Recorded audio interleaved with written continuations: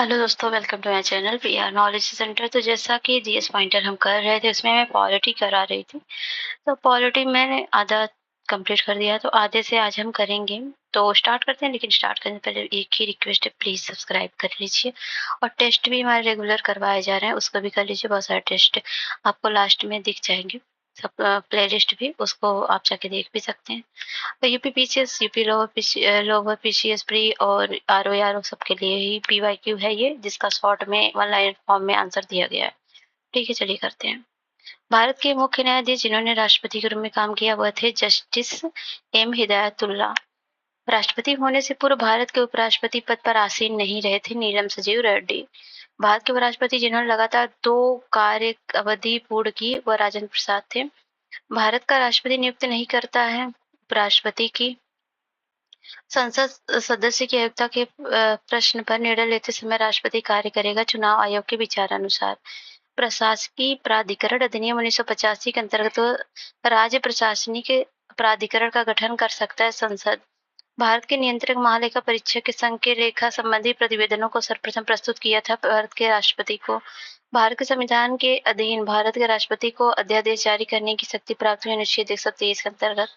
Presidential ordinance की अधिकतम संभावित अवधि 6 महीने। राष्ट्रपति का भाषण तैयार किया जाता है पीएम और उनके मंत्रिमंडल द्वारा। लोकसभा को विघटित कर सकता है राष्ट्रपति।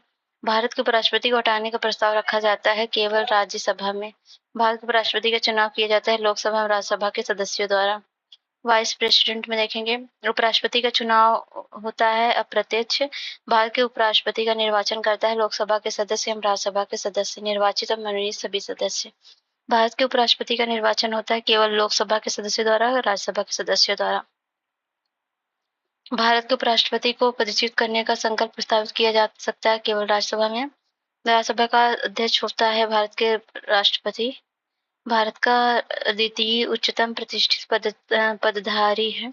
इसके पास अपने पद से जुड़ा कोई औपचारिक कार्य नहीं है। राष्ट्रपति की अनुपस्थिति में उसके कार्य करता है एवं राष्ट्रपति के रूप में कार्य करता है। यदि राष्ट्रपति त्यागपत्र देता है तो पदच्युत किया जाता है या उसकी मृत्यु हो जाती है। वह व्यक्ति है भारत का उपराष्ट्रपति। लोकसभा से देखेंगे, लोकसभा और राज्यसभा की संयुक्त बैठक हो सकती है समान विधेयक के गतिरोध को दूर करने के लिए।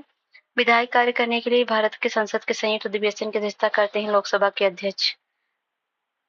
धन विधेयक भारत के संविधान के किस अनुच्छेद में परिभाषित है? तो 110 में। शक्तियां जो केवल लोकसभा के पास है वह धन विधेयक का पुनर्स्थापन और मंत्रिमंडल के विरुद्ध अविश्वास प्रस्ताव पारित करना है। संविधान के अंतर्गत प्रधानमंत्री उत्तरदायी है लोकसभा के प्रति। राष्ट्रपति लोकसभा में आंग्ल भारतीय समुदाय के सदस्यों को मनोनीत कर सकते हैं, 2 से अधिक नहीं, अनधिक।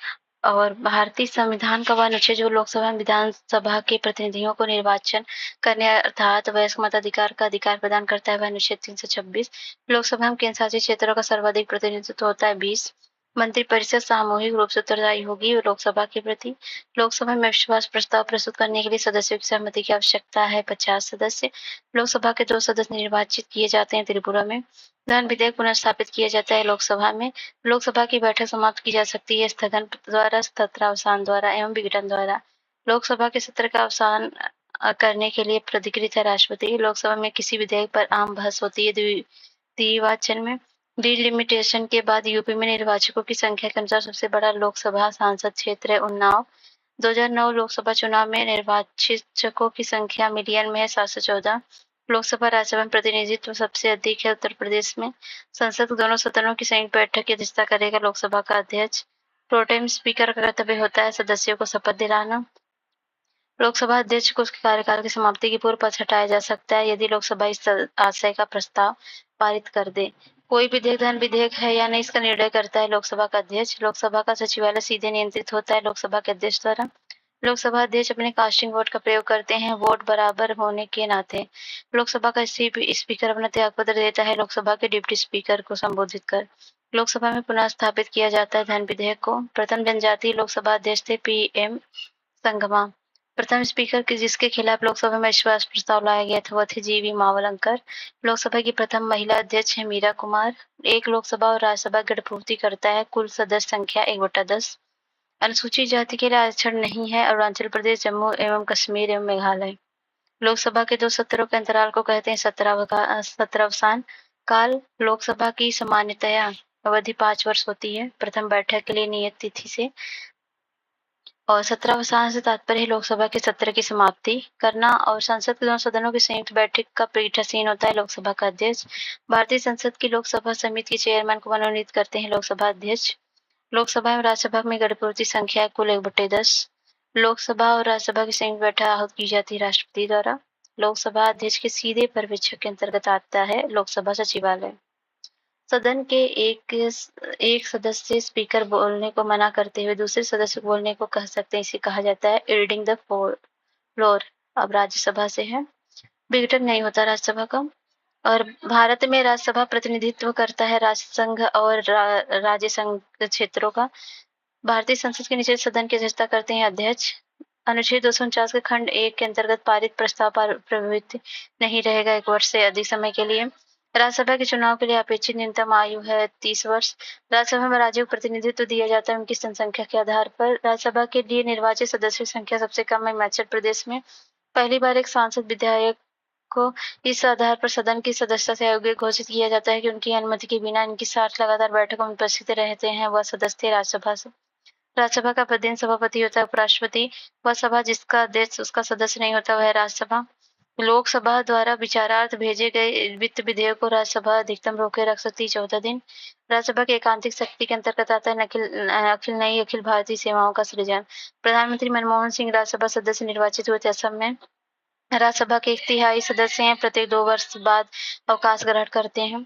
सांसद जया बच्चन को राज्यसभा की सदस्यता का लिए अयोग्य ठहराया गया क्योंकि वह अध्यक्ष के रूप में लाभ पाने वाले पद पर आसीन थी उत्तर प्रदेश फिल्म विकास परिषद में। राज्यसभा में राज्यों को आवंटित स्थानों के आधार पर अवरोही क्रम है, सही क्रम है उत्तर प्रदेश, बिहार, महाराष्ट्र, तमिलनाडु का। वर्तमान में क्या है? उत्तर प्रदेश, महाराष्ट्र, तमिलनाडु, बिहार, पश्चिम बंगाल। प्रधानमंत्री प्राइम मिनिस्टर और काउंसिल मिनिस्टर से क्वेश्चन है। प्रधानमंत्री कार्यालय के संबंध में सत्य कथन है, यह 1977 से अस्तित्व में आया। PMO office.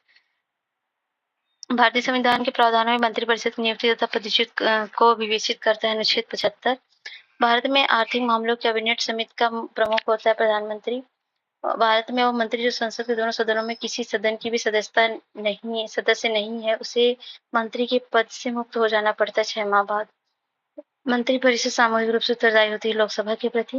कैबिनेट में सम्मिलित होते हैं केवल कैबिनेट मंत्री। अपने प्रधानमंत्रित्व काल में लोकसभा के सदस्य थे चंद्रशेखर। वह प्रधानमंत्री जिसने अपने कार्यकाल में संसद का सामना नहीं किया वो चौधरी चरण सिंह थे। भारत के प्रधानमंत्री बनने से पूर्व किसी भी राज्य के मुख्यमंत्री नहीं रहे थे चंद्रशेखर। भारत के 12वें प्रधानमंत्री देवेगौड़ा थे।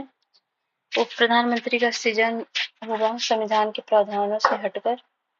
भारतीय संविधान के अनुच्छेद 78 में प्रावधान है प्रधानमंत्री के दायित्व का।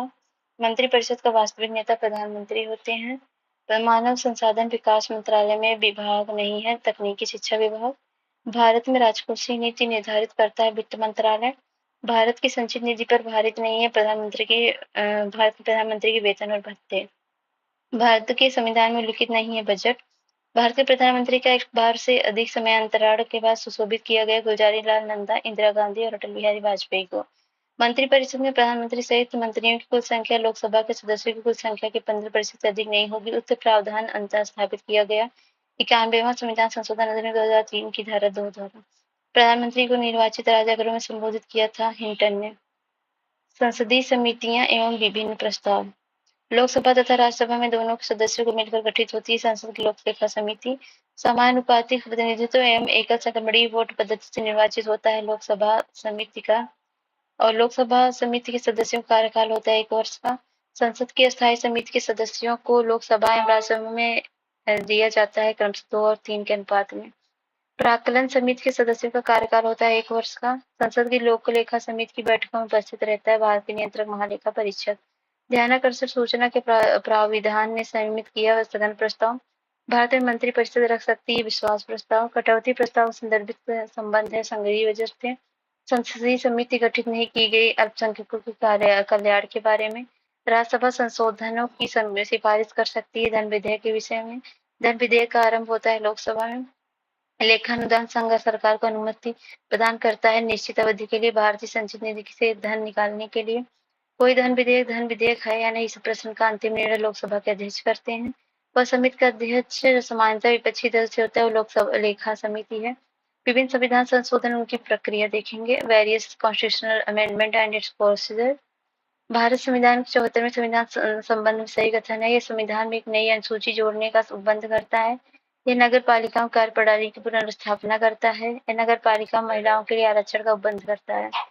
भारतीय संविधान में प्रथम संशोधन हुआ था 1951 में। सिक्किम को विधिवत भारत संघ के एक पूर्ण राज्य के रूप में सम्मिलित किया। 36वें संविधान संशोधन ने भारतीय संविधान के प्राधिकृत हिंदी पाठ को प्रकाशित करने के लिए अधिकृत किया गया था। 58वां संविधान संशोधन 1987। अनुच्छेद 19 का सी में सहकारी समितियां जो शब्द जोड़ा गया। 97वां संविधान संशोधन 2011। संविधान का प्रथम संशोधन जो 1951 पारित हुआ वह संबंधित है कुछ राज्यों में किए गए कृषि और कृषि भूमि संबंधी सुधारों के संरक्षण से। 42वें संविधान संशोधन द्वारा प्रस्तावना में जोड़े गए थे समाजवाद, पंथ निरपेक्ष अखंडता। संपत्ति का अधिकार समाप्त किया गया 44वें संविधान संशोधन द्वारा। संपत्ति के मौलिक अधिकारों को समाप्त किया गया सन 1978 में संविधान में 44वें संशोधन द्वारा। एक वैधानिक संशोधन जो मौलिक कर्तव्य संबंधित है 42वां है। संविधान 42वें संविधान संशोधन द्वारा नीति निर्देशक तत्वों में नहीं जोड़ा गया समान आचार संहिता। संविधान 73वां 74वां संशोधन उत्तरदायी है राज्य निर्वाचन आयोग, जिला नियोजन समिति एवं राज्य वित्त आयोग के सृजन के लिए। दिल्ली नेशनल कैपिटल क्षेत्र बना 69वें संशोधन 1951 द्वारा। संविधान का 52वां संशोधन संबंधित है दल बदल से। 84वें संविधान संशोधन अधिनियम द्वारा लोकसभा की एक सीटों का संख्या 1971 की जनगणना के आधार पर कर दी गई। ये तब तक बदली नहीं जाएगी जब तक एक वर्ष विशेष के बाद पहली जनगणना नहीं होगी। यह वर्ष विशेष है 2026। लोकसभा राज्य विधानसभा में अनुसूचित जातियों तथा अनुसूचित जनजातियों के आरक्षण संबंधित है 19वां संशोधन। भारतीय संविधान का 93वां संशोधन संबंधित है केंद्रीय शिक्षा संस्थाओं में प्रवेश से आरक्षण से। भारतीय संसद के दोनों सदनों द्वारा अलग अलग विशेष बहुमत से पारित होना आवश्यक है संविधान संशोधन विधेयक से। भारत की सरकारी भाषा संबंधी प्रावधान का संशोधन हो सकता है सामान्य बहुमत से। संविधान संशोधन की पहल की जा सकती है संसद के किसी एक सदन में। भारत में 2013 तक क्रियान्वित हो चुका है 98वां संविधान संशोधन का। फरवरी 2020 से तक 104 संशोधन हो चुके हैं। शिक्षा को प्रारंभ में सूची का विषय था, उसे समवर्ती सूची में स्थानांतरित किया 42वें संविधान संशोधन द्वारा। भारत में एक नए राज्य के सृजन के प्रयोजन के लिए भारत के संविधान का संशोधन पारित होना चाहिए संसद में सादे बहुमत से। संविधान में 12वां परिशिष्ट जोड़ा गया था 74वें संशोधन द्वारा। Sequence of precedence seniority. योजना आयोग के उपाध्यक्ष को भारत सरकार ने सरकारी वरीयता क्रम में महत्व का दर्जा दिया हुआ है भारत सरकार के कैबिनेट मंत्री के समान। State structure and it's working. Governor and lieutenant governor. राज्य का प्रमुख होता है राज्यपाल। भारतीय संविधान के अनुच्छेद 162 के शीर्षक के अंतर्गत आता है राज्य की कार्यपालिका शक्ति का विस्तार। संविधान का अनुच्छेद जिसके अंतर्गत किसी राज्य के राज्यपाल विधानमंडल के अवकाश के दौरान अध्यादेश जारी कर सकते हैं वह अनुच्छेद 213 है। जब एक ही व्यक्ति को 2 या 2 से अधिक राज्यों का राज्यपाल नियुक्त किया जाता है तो उस राज्यपाल को संदेह उपलब्धियां और भत्ते होंगे इसे उन राज्यों के बीच ऐसे अनुपात में वर्णित किया जाएगा जैसा राष्ट्रपति आदेश द्वारा उद्धारित करें। विधानसभा में सरकार को अपना बहुमत सिद्ध करने को कहने के लिए मुख्यमंत्री को बर्खास्त करने के लिए भारत के राष्ट्रपति की विचारार्थ किसी विधेयक को आरक्षित करने के लिए एक विधायिका द्वारा पारित किया विधेयक को पुनर्विचार हेतु वापस करने के लिए मंत्रिपरिषद के परामर्श के स्वीकार कर सकता है राज्य का राज्यपाल। अनुच्छेद 170 उस प्रावधान का अपवाद है जिसमें एक राज्य की विधानसभा के गठन में 60 से कम सदस्य नहीं होंगे। सिक्किम राज्य है। पंचायती वित्तीय स्थिति का पुनर्विलोकन करने के लिए वित्त आयोग का गठन करता है संबंधित राज्य का राज्यपाल। स्वतंत्र भारत के किसी राज्य की सर्वप्रथम महिला राज्यपाल बनी सरोजिनी नायडू। राजस्थान के राज्यपाल जिन्हें बर्खास्त किया गया था रघुकुल तिलक थे। किसी राज्य के राज्यपाल द्वारा जारी ऑर्डिनेंस का अनुमोदन होना आवश्यक है राज्य के विधायिका द्वारा। राज्यपाल को पद की शपथ ग्रहण करवाता है उच्च न्यायालय का मुख्य न्यायाधीश। स्टेट लेजिस्लेचर देखेंगे। धन विधेयक और अतिरिक्त एक विधेयक जो विधानसभा ने प्रथम बार पारित कर दिया हो विधान परिषद में पड़ा रह सकता है 3 माह से अधिक तक नहीं। राज्य विधानसभा में कोई भी धन विधेयक पुनर्स्थापित नहीं किया जा सकता बगैर राज्य के राज्यपाल की संस्तुति के। वर्ष 1956 पुनर्गठित राज्यों में द्विसदनीय विधायिकाएं थी 5। भारत के किसी राज्य की विधानसभा में अधिकतम सदस्य हो सकते हैं 500। राज्य की आकस्मिक निधि की स्थापना के लिए उत्तरदायी है किसी राज्य का विधानमंडल। उत्तराखंड के गठन के बाद उत्तर प्रदेश में विधानसभा क्षेत्र शेष बचे हैं 403। विधान परिषद किसी साधारण विधेयक को रोक सकती है 4 माह तक। विधानसभाओं के विघटन के बाद भी उसका स्पीकर पद पर बना रहता है विधानसभा के विघटन के बाद गठित विधानसभा की पहली बैठक के ठीक पूर्व तक। विधानसभा की सर्वाधिक सदस्य संख्या है उत्तर प्रदेश की। किसी राज्य में विधान परिषद की स्थापना और समाप्ति का प्रावधान भारतीय संविधान के अनुच्छेद 169 में है। भारतीय संविधान को भाग जिसके अंतर्गत राज्यों में विधान परिषद की स्थापना या समाप्ति की व्यवस्था की गई है और अनुच्छेद 169 है। चीफ मिनिस्टर और काउंसिल ऑफ मिनिस्टर मुख्यमंत्री संबंधी सही कथन नहीं है, वह राज्यपाल द्वारा औपचारिक नियुक्ति पाता है। वह राज्य के मुख्यमंत्री संबंधित एक सही कथन नहीं है, राज्यपाल मुख्यमंत्री की सलाह पर अपने समस्त कृत्यों का प्रयोग करते हैं। राज्य सरकार के मंत्रियों के वेतन एवं भत्तों का निर्धारण किया जाता है राज्य विधानसभा द्वारा। संविधान का वह अनुच्छेद जो मुख्यमंत्री के दायित्व को परिभाषित करता है अनुच्छेद 167 है। Special provision of some state, इसमें देखेंगे दिल्ली की विधानसभा विभाजित है 70 भागों में। दिल्ली एनसीआर को छोड़कर भारत में संघीय क्षेत्र हैं 6, वर्तमान दिल्ली को छोड़कर 7 हो गए हैं। जम्मू एवं कश्मीर के मुख्यमंत्री की कार्यवधि होती है 6 वर्ष की। जम्मू और कश्मीर राज्य के कार्यकारी अध्यक्ष का पद नाम सन 1965 में सरदरे ए रियासत थे राज्यपाल में बदल दिया गया जम्मू कश्मीर के राज्य के संविधान में 6वें संशोधन द्वारा। भारतीय संविधान का अनुच्छेद 370 संबंधित है जम्मू कश्मीर राज्य से। अनुसूचित जनजातियों के सर्वाधिक प्रतिनिधित्व निर्वाचित करता है मध्य प्रदेश। राज्यसभा जम्मू कश्मीर विधानमंडल का एवं राज्य विधान परिषदों में किसी भी जाति के लिए आरक्षण नहीं है। भारत में सर्वाधिक अनुसूचित जाति जनसंख्या वाला प्रदेश उत्तर प्रदेश है। भारत के संविधान के अनुच्छेद 371 ख में विशेष उपबंध प्रावधानित है असम राज्य के लिए। भारत का वह राज्य जहाँ सामान्य सिविल कोड लागू है गोवा है। जुडिशरी देखेंगे, जुडिशरी से लाभ का पद शब्द परिभाषित किया गया सर्वोच्च न्यायालय द्वारा। केंद्रीय कानूनों का संवैधानिक वैधता के संबंध में किसकी अनन्य अधिकारित तथा कौन भारतीय संविधान का संरक्षक है, तो भारत का सर्वोच्च न्यायालय है। भारतीय न्यायिक व्यवस्था में जब जनहित याचिकाओं को शामिल किया गया तो उस समय भारत के मुख्य न्यायाधीश पीएन भगवती थे। भारत का संघीय न्यायालय स्थापित किया गया 1937 में। भारत के सर्वोच्च न्यायालय के कार्यवाहक मुख्य न्यायाधीश की नियुक्ति करता है राष्ट्रपति। सर्वोच्च न्यायालय के तदर्थ न्यायाधीशों की नियुक्ति होती है जब न्यायालय के किसी सत्र के लिए न्यायाधीशों का कोरम पूरा नहीं होता है। मैं भारत के संविधान के प्रति सच्ची विश्वास, श्रद्धा, निष्ठा रखूंगा। भारत की संप्रभुता, अखंडता को बनाए रखूंगा। अपने पद कर्तव्य का निर्वहन करूंगा। संविधान के कानूनों की रक्षा करूंगा। शपथ ली जाती है भारत के न्यायाधीश द्वारा। उच्चतम न्यायालय के न्यायाधीशों के निर्वाचन के संबंधित मामलों की सुनवाई करने के लिए न्यायाधीशों की कम से कम संख्या 5 होनी चाहिए। उच्चतम तथा उच्चतम न्यायालय के न्यायाधीशों की नियुक्ति का स्थानांतरण के लिए परामर्श प्रक्रिया के संबंध में राष्ट्रपति के उच्च न्यायालय को एक अभिदेशन किया है खंड का अनुच्छेद 143 के अंतर्गत। उच्चतम न्यायालय के न्यायाधीशों का वेतन निर्धारण करता है संसद द्वारा। केंद्र तथा राज्य में विवादों का समाधान करना भारतीय सर्वोच्च न्यायालय के किस क्षेत्र अधिकार के अंतर्गत आता है, तो प्रारंभिक। अब है भारतीय संविधान का वह अनुच्छेद जो संवैधानिक विवाद में सर्वोच्च न्यायालय के अपीली क्षेत्राधिकार संबंधित है, वह अनुच्छेद 134 को मिलाकर अनुच्छेद 132 को बढ़ाना है। सर्वोच्च न्यायालय और उच्च न्यायालय दोनों के अधिकार क्षेत्र में आता है मूल अधिकारों का संरक्षण। भारत के सर्वोच्च न्यायालय में संविधान के आधारभूत ढांचे के सिद्धांत को स्पष्ट किया केशवानंद भारती वाद 1973 में। भारत का सर्वोच्च न्यायालय एक अखिल अभिलेख न्यायालय है। इसका आशय है इसके सभी निर्णयों का साक्ष्यात्मक मूल्य होता है और इस पर किसी भी न्यायालय में प्रश्न चिन्ह नहीं लगाया जा सकता है। लाभ का परिधि निर्धारित करता है संसद द्वारा। अपने निर्णय को परिवर्तित करने का अधिकार है सर्वोच्च न्यायालय को। भारत में संविधान के मूल संरचना के सिद्धांत का स्रोत है न्यायिक व्याख्या। हाल ही में उच्चतम न्यायालय ने प्रवासी पंचायत निर्धारण अधिनियम 1983 को केंद्र के पावन कर्तव्य के उल्लंघन के आधार पर संवैधानिक घोषित किया अनुच्छेद 355 के अंतर्गत। जनहित याचिका की शुरुआत की थी न्यायिक पहल द्वारा। भारत में न्यायिक सक्रियता संबंधित है जनहित याचिका से। प्रत्यक्ष बंदीकरण अधिनियम के अंतर्गत एक व्यक्ति बिना मुकदमा चलाए बंदी बनाया जा सकता है 3 माह के लिए। उच्चतम न्यायालय मूलभूत अधिकारों के अनुपालन के लिए जारी कर सकता है 5 रिट याचिकाएं।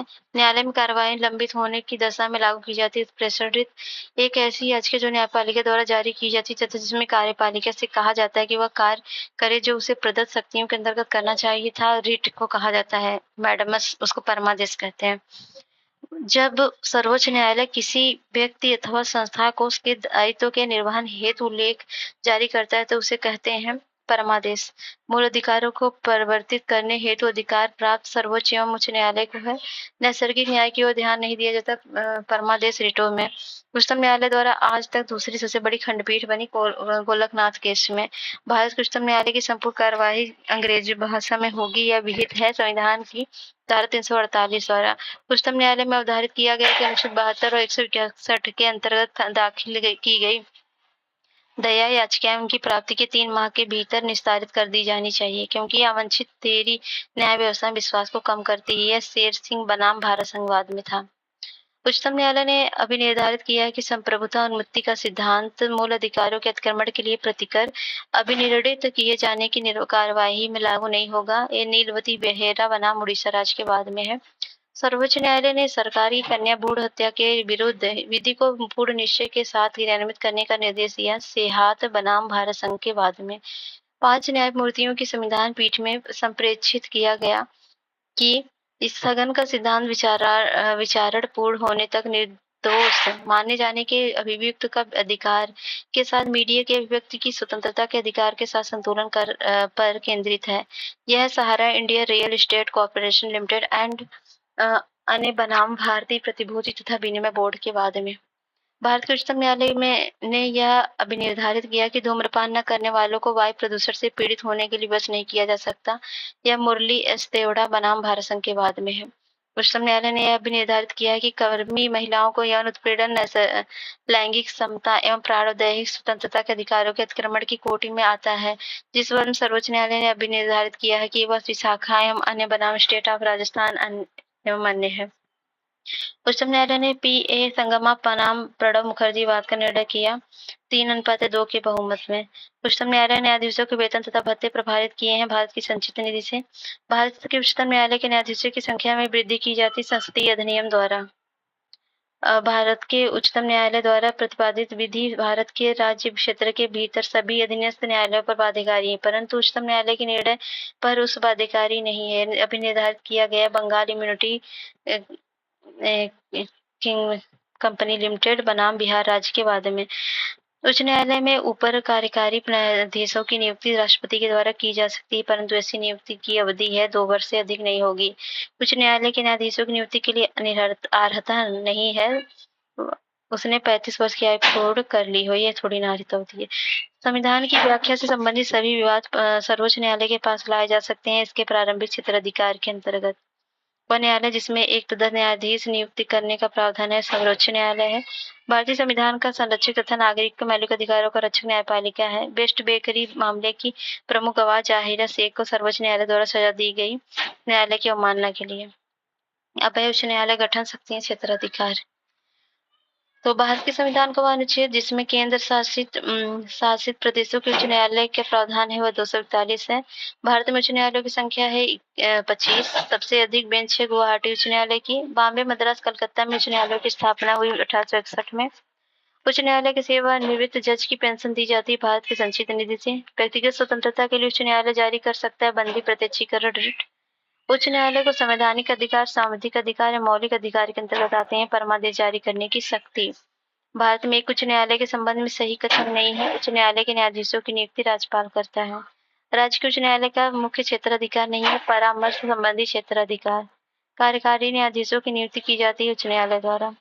सबऑर्डिनेट कोर्ट एंड ट्रिब्यूनल्स में देखेंगे एक याचिका जो अधीनस्थ न्यायालय की कार्य पद्धति का परीक्षण करती है उत्प्रेषण है। प्रशासकीय प्राधिकरण अधिनियम 1985 के अंतर्गत राज्य प्रशासकीय प्राधिकरण का गठन कर सकता है संसद। लोकल गवर्नेंस में देखेंगे पंचायतों में संदर्भ में सही कथन है मध्यवर्ती स्तर एक पंचायत होगी। पंचायतों के संदर्भ में सही कथन है मध्यवर्ती वही सेम क्वेश्चन। भारत में राष्ट्रीय पंचायती राज दिवस मनाया जाता है 24 अप्रैल को। भारत के संविधान की ग्रामीण अनुसूची में 29 विषय हैं। पंचायती राज के संबंध में समितियों का पालन क्रम है पहले बलवंत राय मेहता समिति, फिर अशोक मेहता, फिर राव समिति आई थी, फिर एम.एल. सिंघवी समिति, फिर पी.के. धुंगन समिति आई थी। जनता को विकास मूलक प्रशासन में भागीदारी योग्य बनाया उद्देश्य है पंचायती राज का। पंचायती राज की अनुशंसा की गई बलवंत राय मेहता समिति रिपोर्ट 1957 में। पंचायत में अध्यक्ष के पद के लिए आरक्षण का आधार है लिंग और जाति। ग्राम पंचायतों में पंचायत द्वारा लगाया गया जाने वाला कर होता है स्थानीय मेलों पर कर। ग्राम पंचायतों का आय का साधन नहीं है कृषि का आय। कर और पंचायत राज सर्वप्रथम आरंभ किया गया राजस्थान के नागौर जिले से है।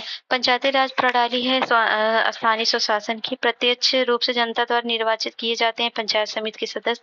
संविधान के प्रावधानों के अंदर पंचायत चुनाव कराने का निर्णय किया जाता है राज्य सरकार द्वारा।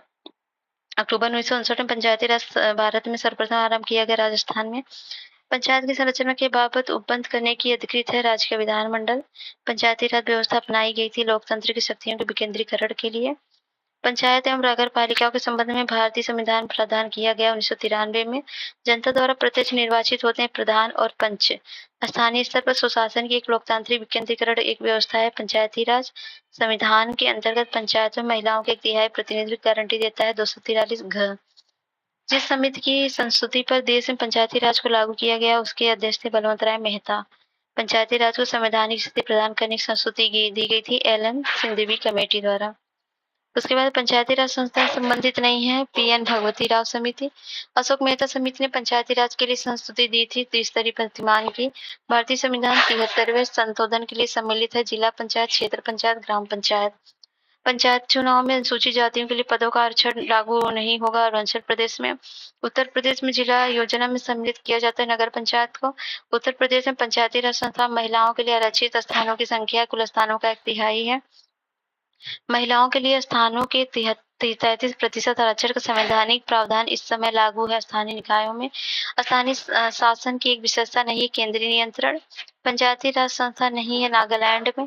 पंचायती राज व्यवस्था में न्याय पंचायत को किसी को बंदी बनाए जाने की सजा देने का अधिकार बिहार राज्य में है। एक पंचायत से संबंधित नहीं है संविधान का 74वां अधिनियम। भारत में प्रत्येक पंचायत का कार्यकाल 5 वर्ष का होता है अपने प्रथम अधिवेशन के लिए निर्धारित तिथि से। पंचायत निर्वाचन हेतु राज्य निर्वाचन आयुक्त नियुक्त किया जाता है राज्य के राज्यपाल द्वारा। पंचायत के विघटन के उपरांत वह अवधि जो नए चुनाव संपन्न कराने हेतु सही है वह 6 माह के अंदर ही। पंचायती राज किस विशिष्ट सिद्धांत पर फंक्शन सेट ऑफ करती है तो वह है लोकतांत्रिक विकेंद्रीकरण। भारत के संविधान को अनुच्छेद जो ग्राम पंचायत संबंधित है 40 है। पी.के. थुंगर 1988 में बनी थी, अशोक मेहता 1977 में और बी.आर. मेहता 57 में और एल.एम. सिंघवी 1986 में। पंचायती राज पर गठित समितियों का कालक्रम है बी.आर. मेहता, अशोक मेहता, फिर है राव समिति, फिर एल.एम. सिंघवी। अशोक मेहता 1977, जी.वी.के. राव 1985, एल.एम. सिंघवी 86 और पी.के. थुंगर 88। तो संविधान का 94वां संशोधन अधिनियम 2006 अनुच्छेद 164 संशोधन है और संविधान का 95वां संशोधन अधिनियम 2009 आया था 334 संशोधन में और संविधान का 96वां संशोधन अधिनियम 2011 8वीं अनुसूची में संशोधन और संविधान का 103वां संशोधन अधिनियम 2019 15वां संशोधन था अनुच्छेद 15 में। अर्बन गवर्नमेंट में है। मेयर का कार्यकाल होता है 5 वर्ष का। राष्ट्रीय विस्तार सेवा संबंधित है विकास खंड से। नगर पालिकाओं के संवैधानिक परिस्थिति दी गई है संविधान का 74वां संशोधन अनुच्छेद अधिनियम 1992। संविधान का वो भाग जो नगर पालिका संबंधित है 9A में है। किसी राज्य में नगर पालिका का सीमा क्षेत्र अधिसूचित करने के लिए सक्षम है संबंधित राज्य का राज्यपाल। झांसी है नगर निगम, मछली शहर नगर पंचायत, ढूंढला है नगर पालिका परिषद और सैफई है क्षेत्र परिषद समिति। कोऑपरेटिव सोसाइटी में है भारतीय संविधान के अनुच्छेद 243 जे में के अनुसार सहकारी समिति के निदेशकों की अधिकतम संख्या है 21। सहकारी संगठन में सदस्यों को मत देने का अधिकार होता है प्रत्येक सदस्य द्वारा प्रदत्त वित्त ऋण को सम्मिलित करते हुए उनके अनुपात में। कॉन्स्टिट्यूशनल बॉडी में देखेंगे इलेक्शन कमीशन। संसद सदस्य की निर्भरताओं संबंधित प्रश्न का विनिश्चित करते समय राष्ट्रपति किसकी राय प्राप्त करते हैं तो निर्वाचन आयोग का। भारत के निर्वाचन आयोग से संबंधित कार्य नहीं है विधानमंडलों के चुनाव के लिए उचित प्रावधान करना। राज्य विधानसभा का निर्वाचन संचालन करता है भारत का निर्वाचन आयोग। निर्वाचन आयुक्त हटाया जा सकता है मुख्य निर्वाचन आयुक्त के परामर्श के द्वारा राष्ट्रपति द्वारा। भारत के मुख्य निर्वाचन आयुक्त की पदावधि है 6 वर्ष 65 जो भी पूरी हो पहले उम्र 65 वर्ष और 6 वर्ष कार्यकाल। मुख्य चुनाव आयुक्त को पदच्युत किया जाता है संसद के दोनों सदनों के सदस्यों के 2/3 बहुमत से प्रमाणित कदाचार के आधार पर। चुनाव की सूचना जारी करना संबंधित नहीं है चुनाव आयोग से। नवयुवकों द्वारा 18 वर्ष की आयु पर मताधिकार का पहली बार प्रयोग किया गया आम चुनाव 1989 में। निर्वाचन आयोग को 3 सदस्यीय आयोग बनाया गया वर्ष 1989 में। भारत के संचित निधि से लिया जाने वाला अनिवार्य व्यय भार नहीं है। भारत के निर्वाचन आयोग के सदस्यों के वेतन और पेंशन से। संविधान का अनुच्छेद जो निर्वाचनों के अधीक्षक, निदेशक और नियंत्रण का अधिकार निर्वाचन आयोग निश्चित करता है वह है 324। भारतीय संविधान का भाग जो निर्वाचन एवं निर्वाचन पद्धति पर उल्लेख करता है वह 15वां है। फाइनेंस कमीशन वित्त आयोग का गठन किया जाता है प्रत्येक 5 वर्ष पर। केंद्र तथा राज्य के मध्य वित्त का विभाजन होता है। वित्त आयोग की संस्तुतियों के आधार पर राज्य सरकार का स्थानीय शासन के बीच राजस्व बंटवारे के लिए उत्तरदायी है राज्य वित्त आयोग। राज्य वित्त आयोग एक है संवैधानिक संस्था। भारतीय ग्रामीण वित्त आयोग का अध्यक्ष है एम ए खुसरो। भारत के वित्त आयोग में सुझाव दिया गया है कि केंद्र और राज्यों के राजस्व को घटाकर शून्य करना है वर्ष 2008 से 9 तक। केलकर समिति संबंधित वित्त विभाग से। 14वां वित्त आयोग का अध्यक्ष था वाई वी रेड्डी। भारत सरकार ने दिनांक 2/1/2013 गठित किया था 14वां वित्त आयोग।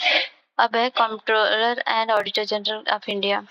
वह वर्ष जब अकाउंटिंग को ऑडिटिंग से अलग किया गया। वह नियंत्रक और मालिक परीक्षक कार्य केवल सरकारी लेखा तक सीमित किया गया। 1976 में नियंत्रक और मालिक परीक्षक द्वारा की गई टिप्पणी पर कार्रवाई करने की प्रथम जिम्मेदारी बनती संसद की। भारत के नियंत्रक महालेखा परीक्षक के पद का सृजन किया गया था संविधान द्वारा। भारत के नियंत्रक महालेखा परीक्षक का कार्यकाल होता है 6 वर्ष या 65 वर्ष की आयु जो भी पहले हो। भारत के नियंत्रक महालेखा परीक्षक के संबंध में सही नहीं है, उनको राष्ट्रपति पदच्युत कर सकते हैं। लोक निधि का विभावक कहा जाता है नियंत्रक महालेखा परीक्षक को। भारत का नियंत्रक महालेखा का एक मित्र एवं मार्गदर्शक होता है लोक लेखा समिति। नियंत्रक तथा महालेखा परीक्षक की टीका टिप्पणी पर उचित कार्रवाई करने की अंतिम जिम्मेदारी संसद की। भारत के नियंत्रक महालेखा परीक्षक नियुक्त की जाती है भारत के राष्ट्रपति द्वारा। संविधान का वह अनुच्छेद जो भारत के नियंत्रक महालेखा परीक्षक नियुक्ति का प्रावधान करता है वह अनुच्छेद 148 है। प्रथम पिछड़ा वर्ग आयोग अध्यक्ष थे काका कौलिकर। वह संघ राज्य लोक सेवा आयोग किसे देखेंगे हम। भारत संविधान का वह अनुच्छेद जो नई अखिल भारतीय सेवा की स्थापना का प्रावधान करता है वह अनुच्छेद 312 है। भारत संघ लोक सेवा आयोग का गठन किया गया था अनुच्छेद 315 के अंतर्गत। एक अखिल भारतीय सेवा नहीं है भारतीय आर्थिक सेवा। संघ लोक सेवा आयोग का अपना वार्षिक प्रतिवेदन सौंपता है राष्ट्रपति को। किस राज्य लोक सेवा आयोग के कार्यों को उनके अनुमोदन से संघ लोक सेवा आयोग को सौंपा जा सकता है तो भारत राष्ट्रपति। उत्तर प्रदेश लोक सेवा आयोग के व्यय भारित होते हैं राज्य की संचित निधि पर। अखिल भारतीय सेवाओं में सेवा श्रेणियां 3।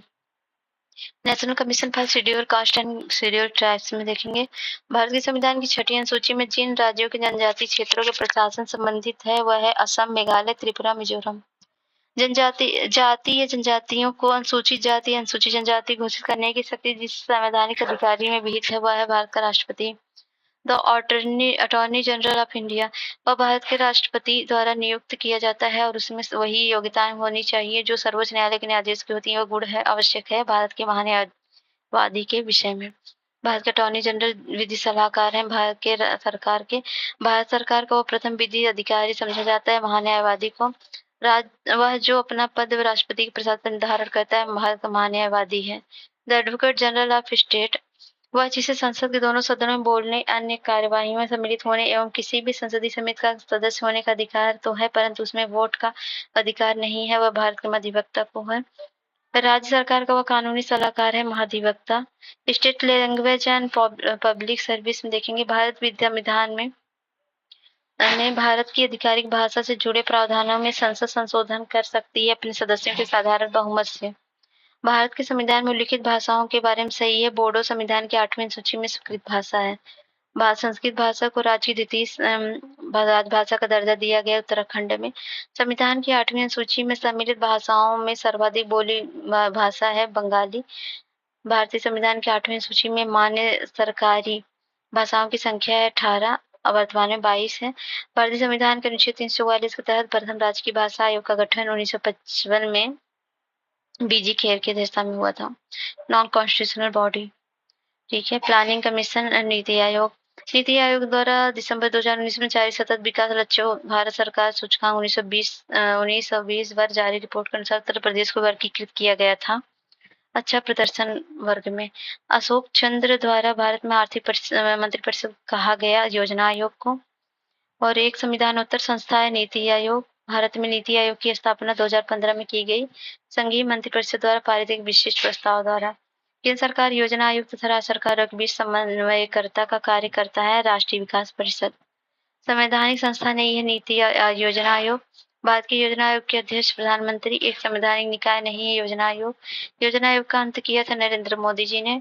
भारत में एक समय के लिए योजना आयोग की अधिकतम अवधि 3 वर्ष होती है। एक संविधान का अंग नहीं है योजना आयोग। ठीक है। नेशनल डेवलपमेंट काउंसिल राष्ट्रीय विकास परिषद का मुख्य संबंध है पंचवर्षीय योजनाओं के अनुमोदन से। राष्ट्रीय योजना की उन्नति पर चर्चा करना, राष्ट्रीय योजना के उद्देश्यों की प्राप्ति के उपाय सुझाना एवं राष्ट्रीय योजना निर्माण हेतु दिशा निर्देश प्रदान करना कार्य है राष्ट्रीय विकास परिषद का। National state human right commission पे देखेंगे, यह एक संवैधानिक संस्था नहीं है। मानवाधिकार आयोग, मानवाधिकार आयोग की अवधारणा का प्रमुख बल है मानव होने के नाते मानव गरिमा पर। Central and state information commission में देखेंगे, सूचना का अधिकार के संबंध में सही कथन है, यह एक विधिक अधिकार है। लोकपाल एंड लोकायुक्त हम देखेंगे, सर्वप्रथम लोकायुक्त कार्यकाल की स्थापना हुई थी महाराष्ट्र में। वेरीज इंपॉर्टेंट कमीशन में देखेंगे, सरकारी आयोग स्थापित किया गया था केंद्र तथा राज्य के मध्य समीक्षा हेतु। संविधान समीक्षा हेतु राष्ट्रीय आयोग के अध्यक्ष हैं न्यायमूर्ति वेंकट चलैया। उच्चतम न्यायालय के न्यायाधीशों की नियुक्ति में कार्यपालिका, विधायिका एवं मुख्य न्यायाधीशों की भागीदारी की अनुशंसा की गई। द्वितीय प्रशासनिक सुधार आयोग, राज्य निर्वाचन आयोग, वित्त आयोग एवं पंचायत है संवैधानिक प्राधिकरण। राष्ट्रीय मानवाधिकार आयोग का अध्यक्ष हो सकता है सेवानिवृत्त भारत का मुख्य न्यायाधीश। भारत में राष्ट्रीय मानवाधिकार आयोग का गठन हुआ था 1993 में। अब पॉलिटिकल डायनेमिक्स में देखेंगे, structure and affiliation of the political parties. राजनीतिक दलों की वैधानिक मान्यता प्रथम बार मिली 1985 में। भारत में कोई भी राजनीतिक दल राष्ट्रीय दल के रूप में मान्यता प्राप्त कर सकता है यदि वह राज्य स्तर पर दल है कम से कम 4 राज्यों में। राष्ट्रीय राजनीतिक दल नहीं है तेलुगु देशम। किसी राजनीतिक दल को क्षेत्रीय दल के रूप में मान्यता दी जाती है यदि वह राज्य में या लोकसभा अथवा विधानसभा चुनाव में 8% वोट प्राप्त करता है। क्षेत्रीय राजनीतिक दल है अकाली दल। लोकसभा के अध्यक्ष द्वारा आधिकारिक तौर पर एक राजनीतिक दल अथवा राजनीतिक दलों के गठबंधन को विपक्ष की मान्यता देने हेतु कम से कम होना चाहिए 55 सदस्य।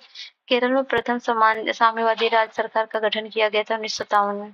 लॉ ऑफ डिफेक्शन, संविधान की अनुसूची में दल बदल विरोधी कानून संबंधित है। 10वीं अनुसूची से दल बदल निरोधक अधिनियम जिस तिथि को पारित हुआ था वह था 15 फरवरी 1985। एक दल बदल निरोध में आच्छादित नहीं है किसी दल में एक साथ पूर्ण दल बदल। भारतीय संविधान में दल बदल विरोधी कानून को रखा गया 10वीं अनुसूची में। यह संसद में होता है, लोकसभा, राज्यसभा और राष्ट्रपति। कार्य एवं समान न्याय का अधिकार है राज्य के नीति निर्देशक तत्वों में। अल्पसंख्यकों के हितों का संरक्षण मूल अधिकार में है। राष्ट्रीय ध्वज एवं राष्ट्रगान का सम्मान मूल कर्तव्य है। इसने कहा भारतीय गैर संघात्मक राज्य है तो BKC बियर ने। सर्वप्रथम संसदात्मक सरकार आरंभ की गई थी ग्रेट ब्रिटेन यूके में। वह पदाधिकारी जिसको हटाने में संसद की भूमिका नहीं होती है वह अध्यक्ष संघ लोक सेवा आयोग का है। भारत में न्यायिक सक्रियता संबंधित है जनहित याचिका से। भारतीय संघ को सौदेबाजी का संघ कहा था मॉरिस जोन्स ने। भारत में न्यायिक सक्रियता संबंधित है जनहित याचिका से। भारत में जनमत के निर्माण में मुख्य तत्व होता है स्वतंत्र प्रेस। इंदिरा गांधी राष्ट्रीय मुक्त विश्वविद्यालय स्थापित हुआ वर्ष 1985 में। गुजरात राज्य की पहली महिला मुख्यमंत्री बनी आनंदीबेन पटेल।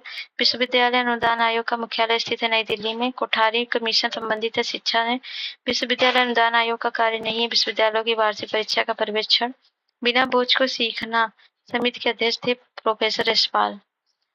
वह राज्य जिसमें ऐसा कानून बनाना प्रस्तावित है जिसमें नौकरशाही की बेहिसाब पर संपत्ति को जब्त किया जा सकेगा राजस्थान है। राज्य निर्वाचन आयोग, राज्य वित्त आयोग एवं जिला पंचायत है संवैधानिक प्राधिकरण। एक मूलभूत अधिकार नहीं है संपत्ति का अधिकार। राज्यसभा रोक सकती है वित्तीय बिल को। उच्च न्यायालय के न्यायाधीश अपने पद पर आसीन रहते हैं 62 वर्ष की आयु तक। जिस राजनीतिक दल को 4 या 4 से अधिक राज्यों में मान्यता प्राप्त होती है वह दल होता है राष्ट्रीय स्तर का। कोई विधेयक धन विधेयक है या नहीं इसका निस्तारण किया जाता है लोकसभा अध्यक्ष द्वारा। वह अपराध जिसमें बिना वारंट गिरफ्तारी की जा सकती है वह सक्रिय अपराध। दल का आंतरिक चुनाव जो दल के पदाधिकारियों के चयन हेतु समय समय पर उसका उपयोग होता है वह है आंतरिक दलीय लोकतंत्र में। अनुपातिक प्रतिनिधित्व की व्यवस्था निर्वाचन क्रिया प्रणाली के रूप में सुनिश्चित की करती है अल्पसंख्यकों के प्रतिनिधित्व को। संवैधानिक अधिकार का अर्थ है वह शक्ति जो संविधान सम्मत नहीं है। भारत में भूमि सुधार का हिस्सा नहीं है बहुफसली योजना। असंगठित श्रमिक सामाजिक सुरक्षा अधिनियम पारित हुआ था 2008 में। मधुआ मजदूर अधिनियम स्थापित किया गया वर्ष 1976 में। मत देने का अधिकार, निर्वाचित होने का अधिकार भारत में एक संवैधानिक अधिकार है। राष्ट्रीय मतदाता दिवस मनाया जाता है 25 जनवरी को। खाद्य मिलावट निवारण अधिनियम प्रथम बार लागू हुआ था 1954 में। 1971 का संशोधन महालेखा नियंत्रक के कर्तव्य, शक्तियां और सेवा स्थित अधिनियम लेखांकन और लेखा परीक्षा को पृथक करता है। सीएजी को लेखों की तैयारी के उत्तरदायित्व से मुक्ति देता है। ये संशोधन किया गया 1976 में। नालंदा परियोजना का कार्यक्रम अल्पसंख्यक मामलों का मंत्रालय 1967-71 के मध्य अधिकतम गठबंधन सरकारें बनाने का रिकॉर्ड बिहार में है। उच्चतम न्यायालय के प्रथम न्यायाधीश जिन्होंने अपने परिसंपत्ति को जनता के सामने स्वेच्छा से रखा, न्यायमूर्ति के किन्नन थे। वह राष्ट्रपति नेता जो 1925 में केंद्रीय विधानसभा का अध्यक्ष चुना गया, वह विठल भाई पटेल थे। एमनेस्टी इंटरनेशनल का मुख्यालय स्थित है लंदन में। किसी देश की प्रधानमंत्री बनने वाली प्रथम महिला थी श्री भावो भंडारनायके। अंतर्राष्ट्रीय न्यायालय स्थापित हेग में है। अंतर्राष्ट्रीय न्यायालय के न्यायाधीशों की कार्यावधि है 9 वर्ष। संविधान के अंतर्गत भारतीय संघ के राज्य विदेशी ऋण सीधे लेने की शक्ति रखते हैं नहीं रखते हैं। अधिकारिक दस्तावेज जो भारत से संबंधित है श्वेत पत्र है। व्यक्ति जो दे पूर्व धनराशि संविधान द्वारा सीमित कर दी गई वह है मरणोपरांत संपदा शुल्क। 2003 में गोरखाओं को ओबीसी का दर्जा दिया गया। उत्तराखंड में असंतुलित विकास, सांस्कृतिक पहचान खोने का भय एवं राजनीतिक वर्चस्व से ये सभी कारण है भारत के क्षेत्रवाद के। लड़कियों के लिए भारत में विवाह की विधिक न्यूनतम आयु 18 वर्ष। भारत के संविधान द्वारा 10 दिसंबर 1996 में सर्वोच्च न्यायालय के निर्णय द्वारा संयुक्त राष्ट्र चार्टर द्वारा निषिद्ध किया गया जोखिम भरे उद्योग में बाल श्रमों का उद्योग। धन विधेयक के उपबंध में सम्मिलित नहीं किया गया है। जुर्माने का दंड के संबंधित उपबंध भारत में न्यायिक सक्रियता संबंधित जनहित याचिका से 2014 the election that changed India पुस्तक के लेखक हैं राजदीप सरदेसाई। पिछले वर्ग का नागरिक से संबंधित पदों से संबंधित संविधान में परिभाषित नहीं है। आर्थिक दृष्टि से पिछड़े। भारतीय संविधान है न ही कठोर न ही लचीला। भारत में सर्वप्रथम साम्यवादी सरकार की स्थापना हुई थी केरल में। भारत में संप्रभु हैं हम भारत के लोग। पीआईएल से संबंधित व्यक्ति हैं न्यायाधीश भगवती। उच्चतम न्यायालय का वह निर्णय जिसमें 7 न्यायाधीश का पीठ द्वारा सन्निहित वाद की उदाहरण व्याख्या की गई वह है एसपी गुप्ता बना भारत संघ। संविधान का पूर्ण विश्वास एवं मान्यता खंड लागू नहीं होता निगमों के कृत्यों में। जिस कार्य को प्रत्यक्ष नहीं किया जा सकता उसे परोक्षता नहीं किया जा सकता। यह कथन संबंधित है आभासी विघटन के सिद्धांत से। प्रेस को विधानमंडल की कार्यवाही को प्रकाशित करने का मूल अधिकार नहीं है क्योंकि विधानमंडल का प्रत्येक सदन अपनी कार्यवाहियों के संचालन का अनन्य स्वामी है। एक सामुदायिक विकास का पहला स्थापित कार्यक्रम है समन्वित ग्रामीण के विकास कार्यक्रम। भारतीय संविधान का अनुच्छेद जिसका उपयोग अभी तक नहीं किया गया वह है 360। 1972 में प्रारंभ की गई गारंटीड रोजगार योजना सर्वप्रथम प्रारंभ की गई थी महाराष्ट्र में। विश्वविद्यालय अनुदान आयोग को संवैधानिक दर्जा प्रदान किया गया 1956 में। नए राज्यों का गठन भारतीय संविधान का अनुच्छेद 3 है। नागरिकता है भारतीय संविधान का भाग 2। मौलिक अधिकार है भारतीय संविधान का भाग 3। प्रशासनिक अधिकरण की स्थापना है भारतीय संविधान का अनुच्छेद 323 ए। भारत का उपराष्ट्रपति है राज्यसभा का। भारत नियंत्रक महालेखा परीक्षक है लोक लेखा समिति के। भारत का महाधिवक्ता है लोक उपक्रम समिति। भारत का महान्यायाधीश लोकसभा की बैठक में। और भारत के राष्ट्रपति निर्वाचक मंडल द्वारा निर्वाचित। और भारत के राज्यपाल है राष्ट्रपति द्वारा नियुक्त। राज्य के मुख्यमंत्री राज्यपाल द्वारा नियुक्त। और भारत के उपराष्ट्रपति हैं सांसद द्वारा निर्वाचित। वित्त आयोग है अनुच्छेद 280 में। भारत का नियंत्रक महालेखा परीक्षक है 148 में। संघ लोक सेवा आयोग है 315 में। और राष्ट्रीय अनुसूचित जाति जनजाति आयोग है 338 में। मौलिक कर्तव्य संविधान का 42वां संशोधन और संसद मौलिक अधिकारों का संशोधन कर सकती केशवानंद भारती केस थे। मूल ढांचे का सिद्धांत है मिनर्वा मिल केस। और इंसानों के नैतिक व्यापार का निषेध है संविधान का अनुच्छेद 23। और एक इलेक्ट्रॉनिक वोटिंग मशीन अधिकतम रिकॉर्ड कर सकती है 3840 वोट। और भारतीय संविधान का संशोधन जो मंत्रिमंडल के आकार पर अंकुश लगाता है 91 है। वह संवैधानिक संशोधन जिसको भारतीय संविधान में 9वां अध्याय जोड़ा गया वो 73वां। तो ठीक है, यहाँ पर खत्म होता है पॉलिटी। मिलते हैं नेक्स्ट वीडियो में। तब तक जय हिंद जय भारत।